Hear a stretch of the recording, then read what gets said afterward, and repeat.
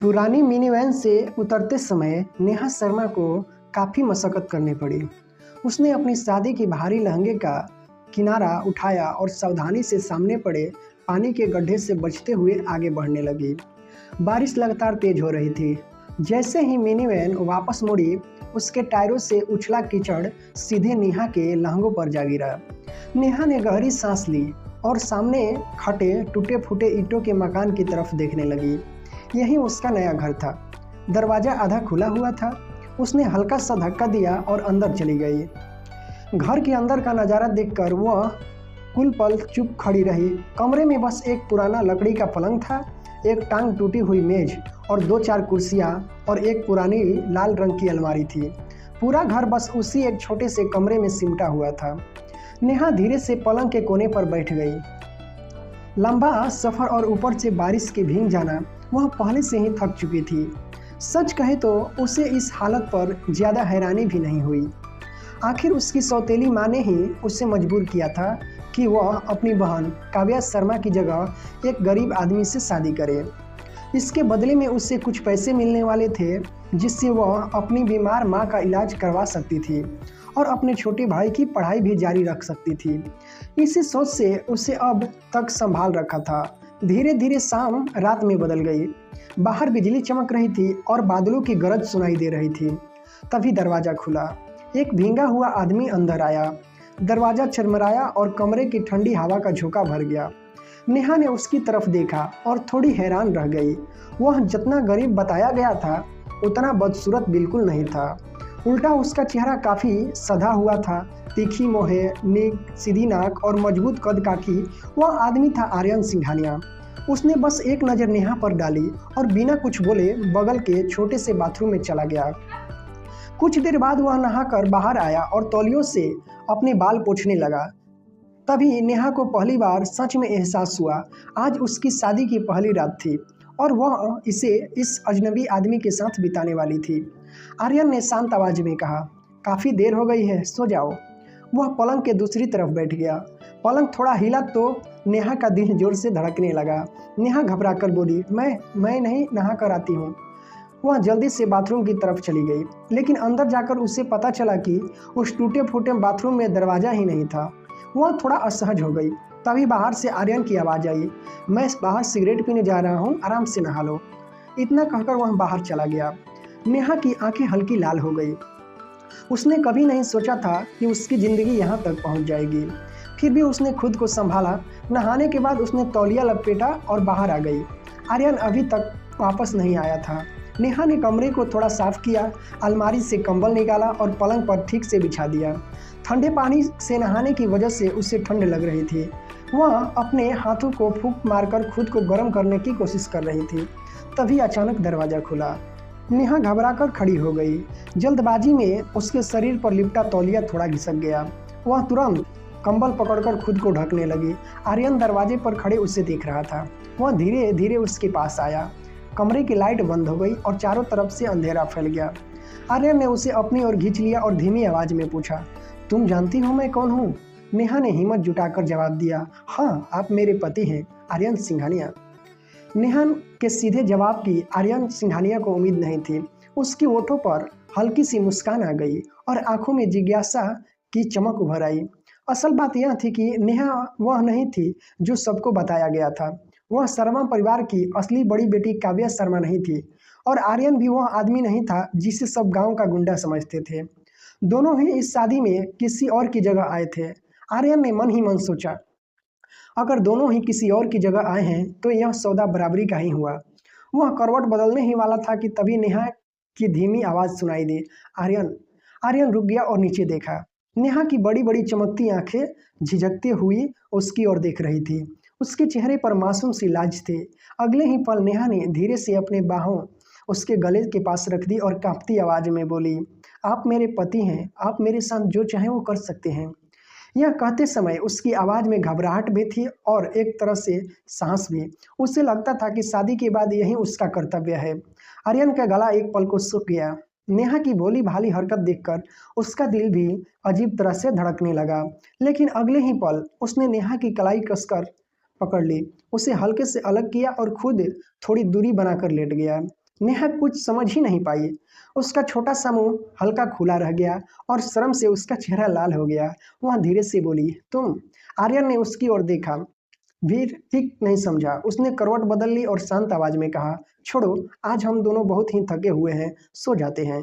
नेहा उसकी पीठ की ओर देखती रह गई। कुछ पल बाद उसने झिझकते हुए कहा, आर्यन, मेरा वो मतलब नहीं था। उसे डर था कि कहीं वह यह न समझ ले कि वह उससे दूर रहना चाहती है। असल में उसे आर्यन की गरीबी से कोई फर्क नहीं पड़ता था।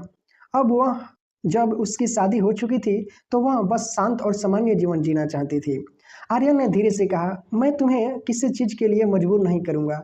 जब तक तुम खुद सहज महसूस न करो मैं कुछ नहीं करूंगा। इसके बाद वह चुप हो गया। लग रहा था जैसे वह सच में सो गया हो। बाहर अभी भी बारिश हो रही थी, ठंडी हवा चल रही थी, लेकिन आर्यन के पास लेटे होने के कारण नेहा को अजीब सी गर्माहट महसूस हो रही थी। बारिश की आवाज के बीच उसके मन में पुराने दिन घूमने लगे।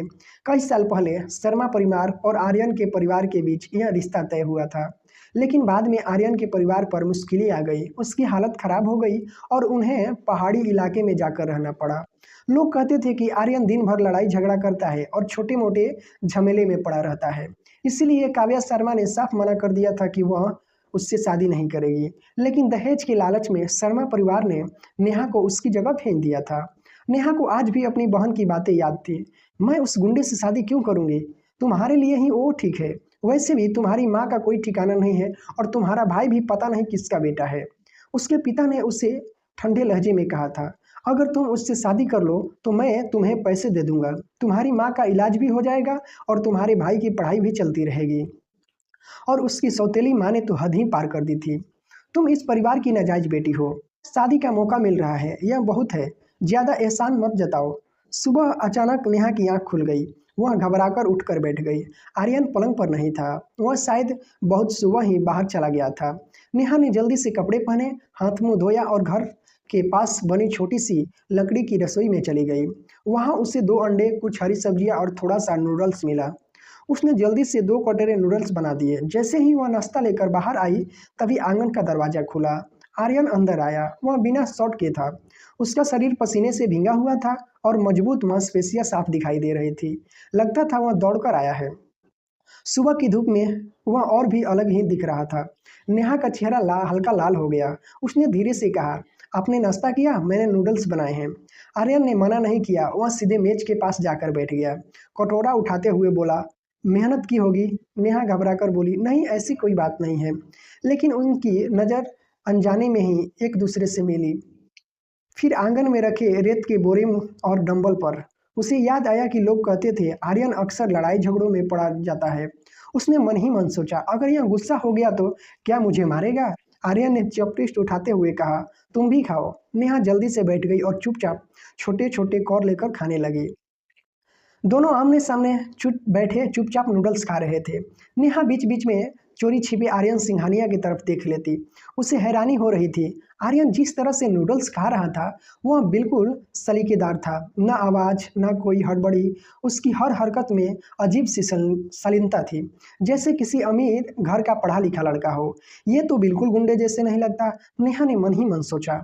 लेकिन अगले ही पल उसने आसपास नजर घुमाई। टूटा फूटा घर, जर्जर फर्नीचर और छत से टपकती पानी की बूंदें।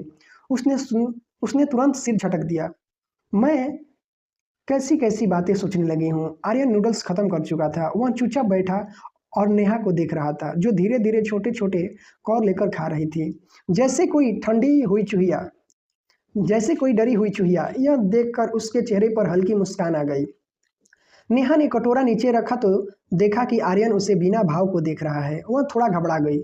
मेरे चेहरे पर कुछ लगा है क्या? उसने जल्दी से अपने गाल छुए। आर्यन ने सिर हिला दिया। नेहा कुछ पल झिझकी, फिर धीरे से बोली, ओह, आज आप क्या करने वाले हैं?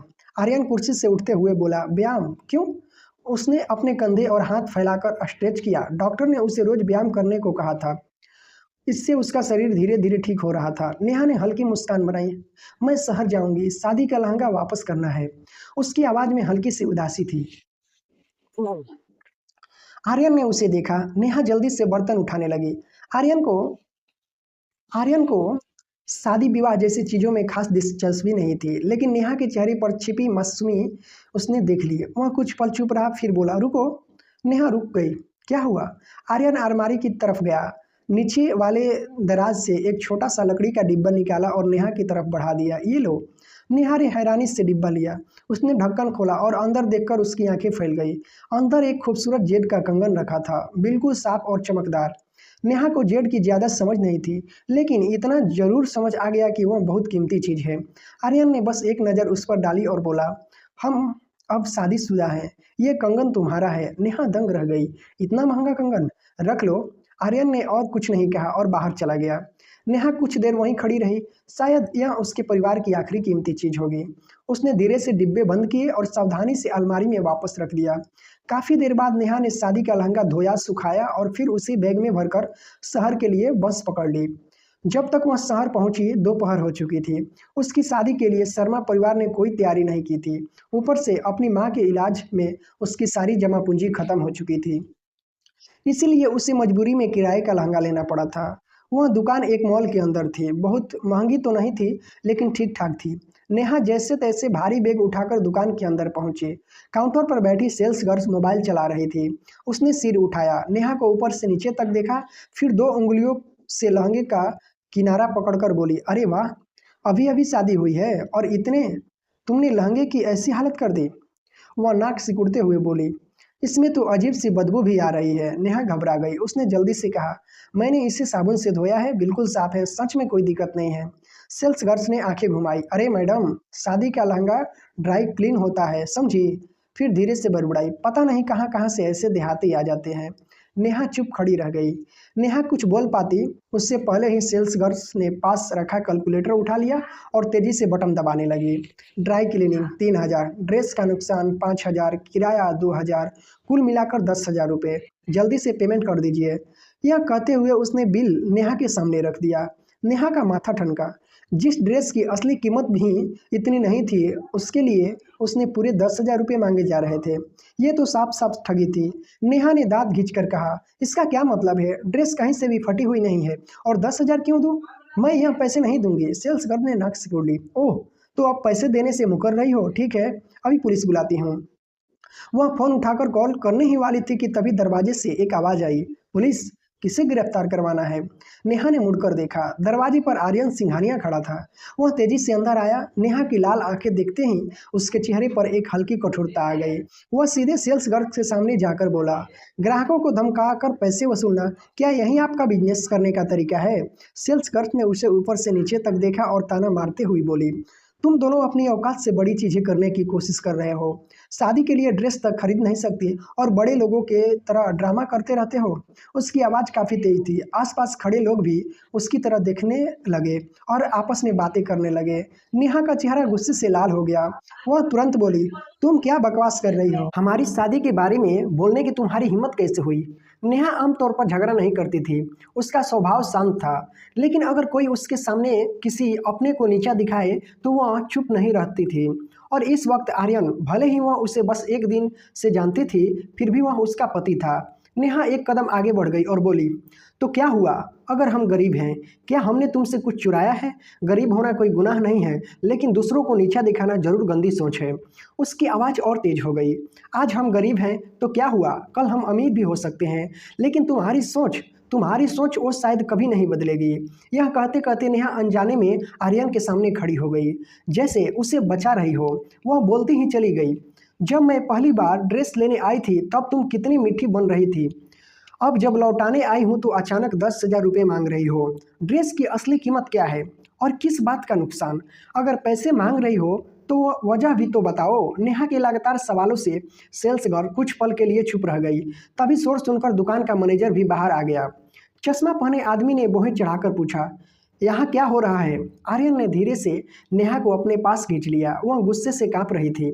उसने जेब से एक कार्ड निकाला और मैनेजर की तरफ बढ़ाते हुए कहा, हम पैसे दे देंगे, लेकिन उसने ठंडी नज़र से सेल्स गर्ल्स की तरफ देखा। सेल्स गर्ल्स ने हंसते हुए कहा, वाह, पैसे नहीं हैं फिर भी अमीर बनने का नाटक कर रहे हो, बहुत मजाकिया हो तुम। आर्यन ने हल्की मुस्कान के साथ कहा, आपकी दुकान देखकर मुझे अमीर बनने का नाटक करने की ज़रूरत नहीं है। फिर उसने दुकान के अंदर नज़र दौड़ाई। दरवाजे के पास एक कांच के शोकेस में रखी खास शादी की ड्रेस की तरफ इशारा किया। वह झुककर नेहा से बोला, वो वाली अच्छी है? नेहा ने देखा वह सच में बहुत खूबसूरत ड्रेस थी। नीचे की तरफ एक चमकदार हीरा जड़ा हुआ था जो उस पूरे ग्राउंड को शाही बना रहा था। लेकिन नेहा समझ नहीं पाई कि आर्यन क्या करने वाला है। हाँ, आर्यन ने सीधे मैनेजर से कहा, अगर आपकी सर्विस ठीक रही तो मैं वह ड्रेस खरीद लूँगा। सेल्स गर्ल्स हंस पड़ी। खरीदोगे? पता है उसकी कीमत क्या है? वह डिजाइनर ड्रेस है 58,000 रुपये की। उसे पूरा यकीन था कि ये दोनों उसे खरीद ही नहीं सकते। लेकिन उसी समय मैनेजर के चेहरे का रंग बदल गया। अभी थोड़ी देर पहले जब आर्यन ने कार्ड निकाला था उसने उसे ध्यान से देखा था। वह कोई साधारण कार्ड नहीं था, वह था ब्लैक कार्ड। ऐसा कार्ड जो सिर्फ बहुत बड़े और अमीर लोगों के पास होता है। दूसरी बार कार्ड नज़र डालने के बाद मैनेजर को पूरा यकीन हो गया। जिस आदमी को उसकी सेल्स गर्ल्स गरीब समझ रही थी वह कोई ऐसा व्यक्ति था जिसे नाराज नहीं कर सकते। चुप करो, जल्दी से ड्रेस लेकर आओ और हमारे मेहमान को नाराज मत करो, पुरुष मैनेजर ने तुरंत सेल्स गर्ल्स को डांटते हुए कहा। उसकी आवाज़ में घबराहट साफ झलक रही थी। फिर वह तुरंत आर्यन और नेहा के सामने आकर मुस्कुराने लगा। माफ़ कीजिए सर, माफ़ कीजिए मैडम, यह लड़की नई है इसलिए थोड़ी समझ कम है। मैं बाद में इससे अपना दोनों से माफ़ी ज़रूर मंगवाऊंगा। मैनेजर के अचानक बदल गए व्यवहार से नेहा थोड़ी हैरान रह गई। फिर भी उसने हल्की नाराज़गी से कहा, कोई ज़रूरत नहीं है, हमें ऐसी माफ़ी नहीं चाहिए। मैनेजर तुरंत सिर हिलाने लगा। जी जी बिल्कुल, मैंने अभी बिल दोबारा चेक किया है, 10,000 रुपये वाला बिल गलत है। आपने ड्रेस वापस कर दिए हैं इसलिए आपको कुछ भी लेने की ज़रूरत नहीं है। मैं अभी आपके लिए वह दूसरी ड्रेस लेकर आता हूँ। इतना कहकर वह सुकरकर अभिवादन करते हुए अंदर चला गया। मैनेजर के जाते ही नेहा ने तुरंत आर्यन की आस्तीन पकड़ ली और धीरे से उसके कान में बोली, आर्यन, उसने लड़ने की ज़रूरत नहीं है, हम वह ड्रेस खरीद नहीं सकते, छोड़ो ना। वह ड्रेस 58,000 रुपये की है। नेहा को पूरा यकीन था कि वे दोनों मिलकर भी इतनी बड़ी रकम नहीं दे सकते। आर्यन ने उसके चिंतित चेहरे को देखा और हल्का मुस्कुरा दिया। उसने उसके हाथ पर धीरे से थपथपाया और बोला, चिंता मत करो। कुछ ही देर बाद मैनेजर और वही सेल्स गर्ल ड्रेस लेकर वापस आ गए। आर्यन ने बस एक नज़र डाली और बोला, ठीक है, अब मेरी पत्नी का नाप ले लीजिए। मैनेजर तुरंत मुस्कुराने लगा। जी बिल्कुल। उसने सेल्स गर्ल्स को घूरकर कहा, जल्दी करो और मैडम का नाप लो। सेल गर्ल्स ने मनमाने ढंग से स्केल निकाला और खड़ी खड़ी नेहा के नाप लेने लगी। आर्यन की भौहें सिकुड़ गई। क्या आप इसी तरह नाप लेती हैं? सेल्स गर्ल्स ने उसकी तरफ नहीं देखा। आर्यन की आवाज़ ठंडी हो गई। क्या ऐसे सटीक माप मिलेगा? फिर उसने तीखी नज़र से कहा, नीचे का नाप कहाँ है? इसके लिए आपको घुटने के बल बैठना पड़ेगा। आर्यन का चेहरा बदलते देख मैनेजर को पसीने छूट गए। वह तुरंत सेल्स गर्ल्स के पास जाकर धीरे से बोला, इस आदमी के पास ब्लैक कार्ड है, इसे नाराज करने की गलती मत करना। यह सुनते ही सेल्स गर्ल्स का चेहरा तमतमा गया, लेकिन मजबूरी में उसने दांत भींचे और धीरे से घुटने के बल बैठकर नेहा का नाप लेना शुरू कर दिया। जो लड़की कुछ देर पहले उन्हें नीचा दिखा रही थी अब वहीं उनके सामने घुटनों के बल बैठी थी। नेहा ने असहज होकर ओठ दबा लिए और अनजाने में आर्यन का हाथ कसकर पकड़ लिया। नाप लेने के बाद सेल्स गर्ल चुपचाप एक कोने में खड़ी हो गई। उसका चेहरा उतर चुका था। मैनेजर ने तुरंत कुर्सियां और चाय लाकर रख दी, लेकिन आर्यन ने सब कुछ मना कर दिया।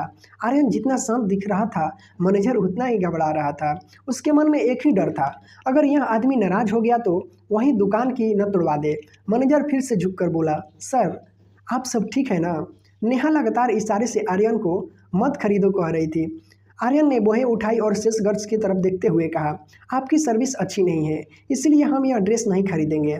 यह सुनते ही नेहा ने राहत की सांस ली, लेकिन उसके मन में एक और चिंता उठी। इतनी बेइज्जती के बाद अगर मैनेजर गुस्सा हो गया तो? मैनेजर कुछ पल के लिए चुप रह गया, लेकिन फिर भी उसने मुस्कुराते हुए कहा, कोई बात नहीं सर, गलती हमारी थी, हमें माफ़ कर दीजिए। असल में वह बस यही चाहता था कि यह ब्लैक कार्ड वाला ग्राहक कोई हंगामा किए बिना चला जाए। जब आर्यन और नेहा दुकान से बाहर निकले तो मैनेजर पीछे से झुककर बोला, फिर आइएगा सर। सड़क किनारे पहुंचकर नेहा अचानक रुक गई। उसने ओठ दबाए और गंभीर आवाज़ में कहा, आर्यन मुझे तुमसे कुछ कहना है। आर्यन भी रुक गया। क्या बात है?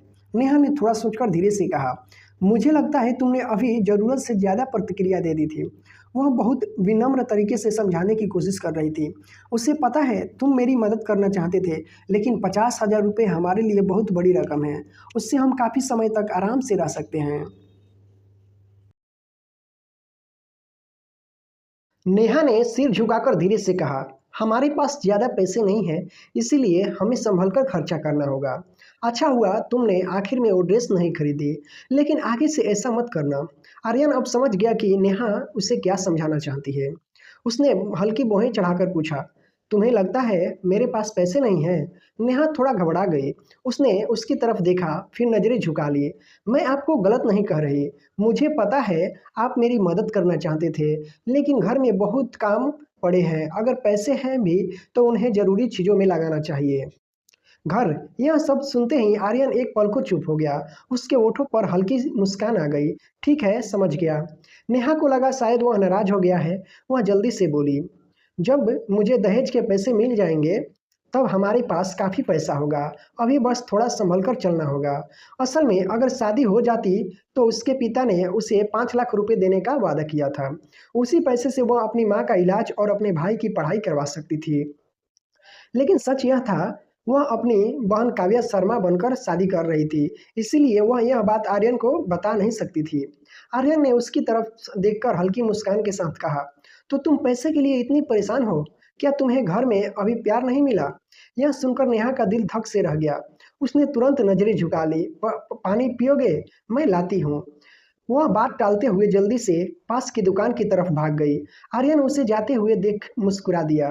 तभी उसका फोन वाइब्रेट हुआ। उसने फोन उठाया और उसका चेहरा तुरंत गंभीर हो गया। जांच कहाँ तक पहुंची? उसने धीमी लेकिन ठंडी आवाज में पूछा। फोन के दूसरी तरफ से जवाब आया, सर, जांच लगभग पूरी है। उस दिन आपकी कार के ब्रेक के साथ छेड़छाड़ की गई थी। शक उसी पर जा रहा है जिस पर आपको पहले से था। आर्यन की आंखें ठंडी हो गई। जांच जारी रखो, मुझे पुख्ता सबूत चाहिए। जी सर। आप गांव में कब तक रहेंगे? आर्यन ने थोड़ा दूर से आती नेहा को देखा। वह हाथ में पानी की बोतल लिए दौड़ती हुई आ रही थी। आर्यन ने धीमे से कहा, देखते हैं। उसने फोन काट दिया।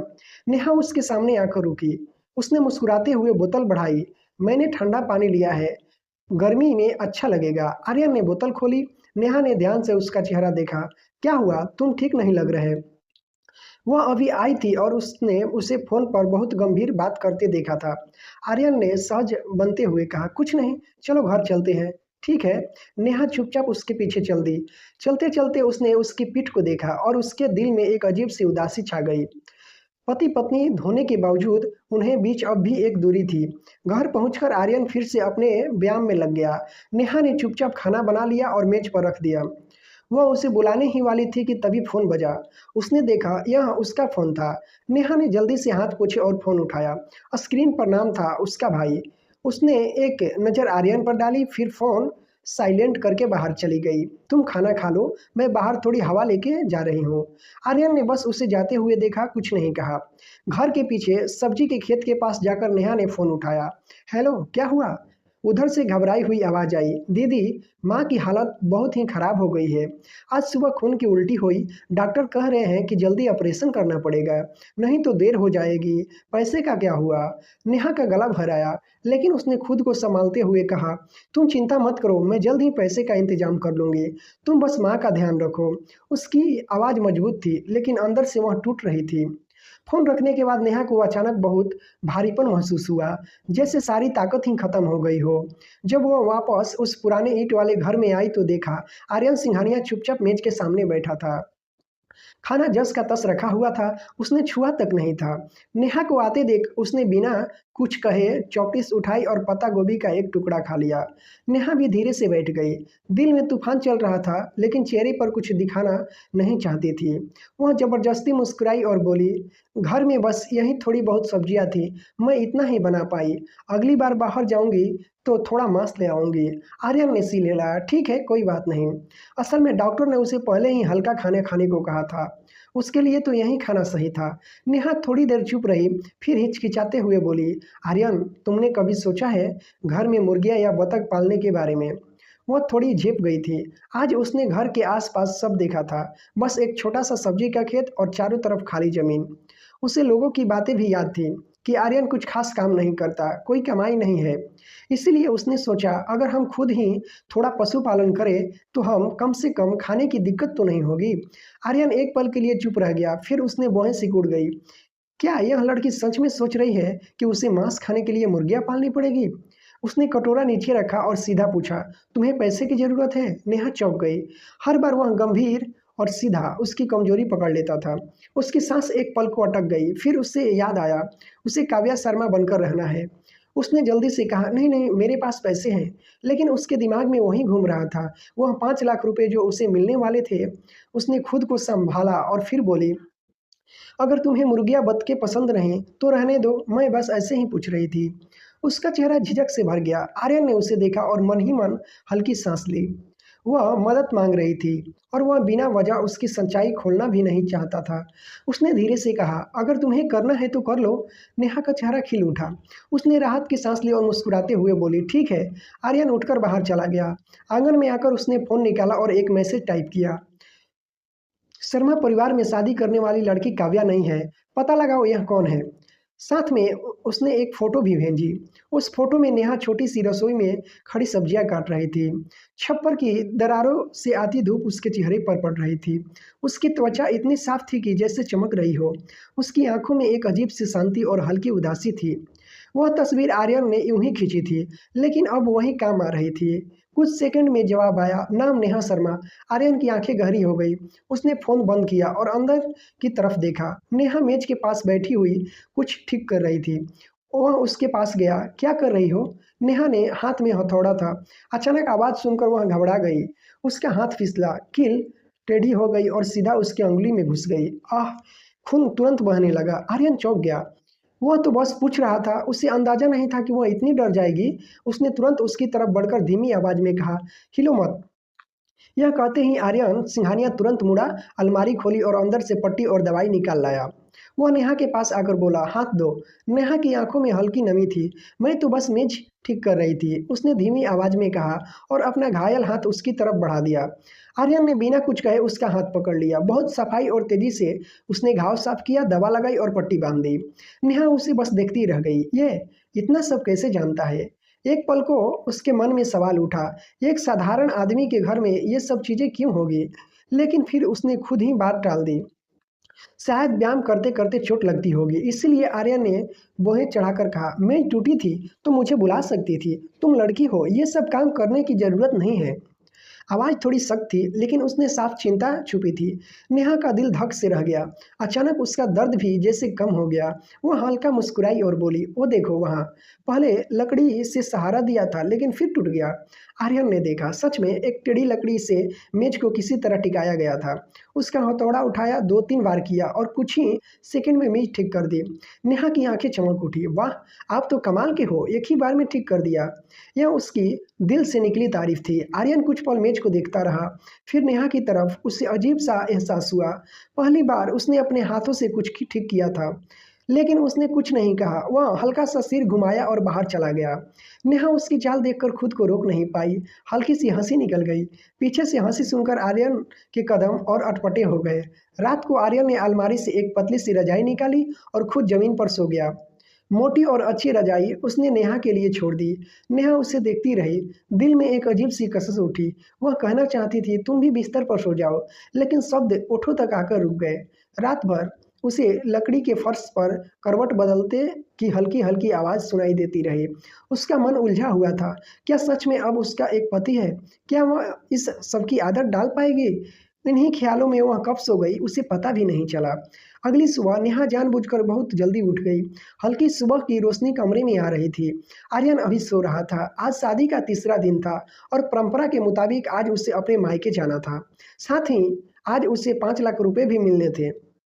उसे अपनी माँ और अपने भाई के लिए पैसे चाहिए थे और अब वह ज़्यादा इंतजार नहीं कर सकती थी। वह धीरे से उठी, लेकिन लकड़ी का पलंग झरमराया। आवाज़ बहुत हल्की थी, फिर भी आर्यन तुरंत उठ बैठा। उसकी नज़र सीधे नेहा पर पड़ी। नेहा हैरान रह गई। ये इतनी जल्दी कैसे जाग गया? उसकी प्रतिक्रिया किसी आम इंसान जैसी नहीं थी। आर्यन उठकर बैठ गया, चादर समेटते हुए पूछा, इतने सुबह क्यों उठ गई? नेहा ने खुद को संभालते हुए कहा, आज मुझे मायके जाना है, कुछ जरूरी काम है। आर्यन को रिवाज याद आ गया। दामाद भी साथ जाता है मिठाई वगैरह लेकर, लेकिन उसकी नज़र में वह क्या था? एक गरीब बेकार आदमी। वह हल्का सा मुस्कुराया और बोला, मैं नहीं जाऊंगा। यह सुनकर नेहा ने राहत की सांस ली। उसे डर था, अगर आर्यन उसके साथ शर्मा परिवार गया तो उसकी सच्चाई वहीं खुल जाएगी और सबके सामने उसका मजाक भी उड़ाया जाएगा। लेकिन अब सब आसान हो गया था। नेहा ने जल्दी से दलिया बनाया, अचार के साथ खाना और निकल पड़ी। दरवाजे से बाहर जाती उसकी पीठ को देखते हुए आर्यन को अपने सहायक की भेजी हुई रिपोर्ट याद आ गई। नेहा के बारे में जो पता चला था वो आसान नहीं था। उसके माता पिता अलग हो चुके थे, उसकी माँ गंभीर बीमार थी, छोटा भाई पढ़ रहा था और पूरा घर नेहा अकेले संभाल रही थी। उसकी सौतेली माँ और बहन दोनों उससे नफरत करती थी। उसे डांटना, नीचा दिखाना उसके लिए आम बात थी और उसके पिता उन्हें कोई फर्क नहीं पड़ता था। आर्यन के मन में हल्की चिंता आ गई। आज वो वहाँ जाएगी, पता नहीं उसके साथ क्या होगा। कुछ पल सोचने के बाद उसने फ़ोन उठाया और मैसेज भेजा, उसका पीछा कराओ, चुपचाप, कुछ भी हो तो तुरंत बताना। उधर नेहा बस में बैठकर शहर पहुंच गई। बस से उतरते ही उसकी नज़र एक बूढ़ी औरत पर पड़ी। वह सड़क किनारे बैठी रो रही थी। उसके सामने 2 टोकरी रखी थी जिसमें छोटे छोटे चूजे और बतखे भी थे। नेहा तुरंत उसके पास गई। माँ जी, क्या हुआ, क्यों रो रही है? बूढ़ियों ने आंसू पोंछे। आज ये सब नहीं बिके, घर जाऊंगी तो मेरा आदमी मुझे मार देगा। नेहा का दिल कस गया। उसने धीरे से कहा, आप बेच लेंगी, लोग आते जाते रहते हैं क्या? बुढ़िया ने सिर हिलाया। दोपहर हो गई है, अब कोई नहीं खरीदेगा, मुझे घर भी जाना है। नेहा ने टोकरी में झांक कर देखा, फिर एक पल सोचा और बोली, ठीक है, मैं खरीद लेती हूँ सब। वह वैसे भी मुर्गी बतखे पालने की सोच रही थी और इस बहाने उस औरत की मदद भी हो जाएगी। नेहा ने सब खरीद लिया। बुढ़िया की आंखों में आंसू आ गए। वह उसका हाथ पकड़कर बार बार धन्यवाद देने लगी। नेहा मुस्कुरा दी। आप जल्दी घर जाइए। जाने से पहले बूढ़ी औरत ने उसे एक बड़ी टोकरी दे दी ताकि वह सब ले जा सके। कुछ देर बाद नेहा शर्मा परिवार के घर के सामने खड़ी थी। सामने वही आलीशान घर, सजी हुई सड़कें, अमीर लोग, सब कुछ वैसा ही था। नेहा अब उसे यह सब अपना नहीं लग रहा था। एक समय था जब वह भी इसी घर की लाडली बेटी थी। पियानो सीखती थी, नाचती थी, हर चीज़ करती थी उसके पास। लेकिन फिर सब बदल गया। माँ घर से निकाल दी गई, सौतेली माँ आ गई और उसके साथ आई काव्या शर्मा। उस दिन के बाद नेहा उस घर में सिर्फ नाजायज बेटी बनकर रह गई। नेहा ने गहरी सांस ली और दरवाजे की घंटी बजाई। दरवाजा नौकरानी ने खोला। उसे देखकर उसका चेहरा बदल गया। मैडम आप? नेहा ने जल्दी से कहा, पापा हैं घर पर। नौकरानी कुछ कहती उससे पहले पीछे से तेज आवाज आई, कौन है, अंदर आने दो। दरवाजा खुल गया। नेहा अंदर आई और उसकी नज़र सीधे सोफे पर बैठी लड़की पर पड़ी, काव्या शर्मा। वह आराम से बैठी थी और उससे ऊपर से नीचे तक देख रही थी। फिर ताना मारते हुए बोली, ओह, ये तो हमारी महान बहन है जिसने उस गरीब आदमी से शादी कर ली। क्या हाल बना लिया है अपना। नेहा ने उसकी बात अनसुनी कर दी। उसने टोकरी नीचे रखी, सीधे उसकी आंखों में देखा और बोली, पापा कहाँ हैं? छी। काव्या शर्मा ने घृणा से पीछे हटते हुए कहा, झटका दिया जैसे किसी भिखारी को भगा रही हो। पापा तुमसे नहीं मिलेंगे, मेरे घर का माहौल खराब मत करो, निकलो यहाँ से। नेहा ने मुठिया खींच गई। उसने सीधा उसकी आंखों में देखते हुए कहा, पापा ने मुझे दहेज में वादा किया था कि मैं अपने पैसे लेकर जाऊंगी। काव्या हंस पड़ी, तुम उस कंगाल से शादी करके भी दहेज मांग रही हो? हिम्मत तो देखो अपनी। उसने नाक सिकुड़ते हुए कहा, और ये हाल देखी है अपनी, कहीं मेरा घर गंदा ना कर देना। नेहा का खून खौल उठा। उसी वक्त बांस की टोकरी में रखी मुर्गियां और बतखे चहचहाने लगे। काव्या ने झांक कर देखा और जोर से हंस पड़ी, वाह, तुम्हारा पति तो सही निकला, चोर और गुंडा। अब तुम मुर्गियां पालकर गुजारा करोगी? वह और ताने मारने लगी। चलो, मैं पापा से कहती हूँ तुम्हारे पति के लिए कूड़ा उठाने की नौकरी लगवा दे, कम से कम तुमको मेहनत तो नहीं करनी पड़ेगी। नेहा अब खुद को रोक नहीं पाई। उसकी आंखें लाल हो गई। अगर इतनी ही अच्छी नौकरी है तो अपने होने वाले पति के लिए रख लो। वह एक कदम आगे बढ़ी। मुझे तुमसे लड़ना नहीं है, बस मुझे वो 5 लाख रुपए चाहिए जो मुझसे वादा किए गए थे। तुम्हारी हिम्मत कैसे हुई मुझसे ऐसी बात करने की? काव्या गुस्से में उबल पड़ी और थप्पड़ मारने के लिए हाथ उठाया, लेकिन इस बार नेहा ने उसका हाथ बीच में ही पकड़ लिया। उसकी पकड़ मजबूत थी। पापा कहाँ हैं? मुझे उनसे मिलना है। इस वक्त नेहा को सिर्फ एक ही चीज़ दिख रही थी, पैसे, जिनसे उसकी माँ की जान बच सकती थी। उसकी इज्जत, उसका डर, सब पीछे छूट चुका था। काव्या कुछ पल के लिए डर गई। उसने हाथ छुड़ाते हुए कहा, पापा घर पर नहीं है और वो तुमसे मिलना भी नहीं चाहते क्या? नेहा का दिल बैठ गया। काव्या सीढ़ियों की तरफ बढ़ती हुई बोली, उन्हें तुम्हारी कोई परवाह नहीं है और दहेज भूल जाओ। नेहा ने उसका कपड़ा पकड़ लिया। रुको, इसका क्या मतलब है? काव्या फिर हंसी। मतलब साफ है, पापा ने कभी तुमसे पैसे देने का सोचा ही नहीं था, वो झूठ बोल रहे थे। उसने उसके लिए सिर्फ मैं हूँ उसकी असली बेटी। नेहा का चेहरा पीला पड़ गया। काव्या ने आखिरी बार किया। पापा कल ही शहर से बाहर चले गए और तुमसे मिलना ही नहीं चाहते। सपने देखना छोड़ दो। फिर ठंडी आवाज़ में बोली, और अगर माँ को बचाना है तो अपने अंग बेच दो, नहीं तो वो मर जाएगी। बस यही सुनना बाकी था। नेहा की सारी उम्मीदें उसी पल टूट गई। उसके पैर लड़खड़ा गए, आंसू बहते अपने आप बहने लगे। अब क्या करे, 5 लाख कहाँ से लाए? उसकी माँ, उसका भाई, सब कुछ जैसे हाथ से निकला जा रहा था।